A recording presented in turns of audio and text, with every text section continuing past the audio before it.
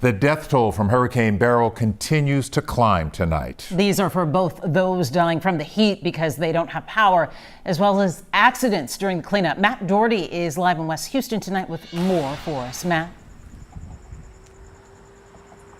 And the after effects of the storm continues to be deadly for residents in our area. Earlier tonight, we met with the family of a man who was killed while trimming trees in his backyard.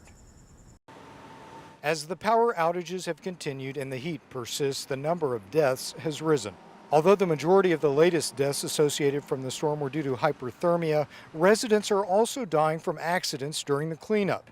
These are the more recent deaths in Harris County from the medical examiner. 75-year-old James Butcher from Pasadena died from hyperthermia, as well as 66-year-old Houstonian Brian Taylor and 64-year-old Houston resident Pamela Jarrett. But there are now deaths as a result of the cleanup accidents as well. 59-year-old Tomas Vergara died on Friday after he fell off a ladder in his backyard while cutting branches from a tree. 54-year-old William Carreras also died while trimming tree damage left by Hurricane Beryl. I still can't even wrap my head around it yet. Tonight, we spoke with the family of Tomas Vergara.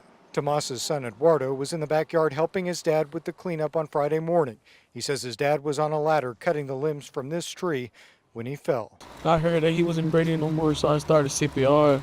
I was in the phone with 911. I started CPR. But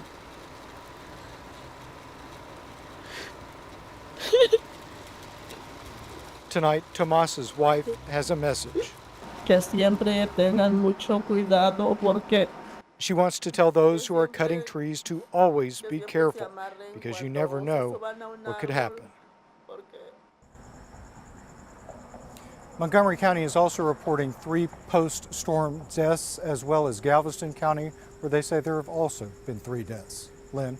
Matt with the very latest tragic news. Thank you. The power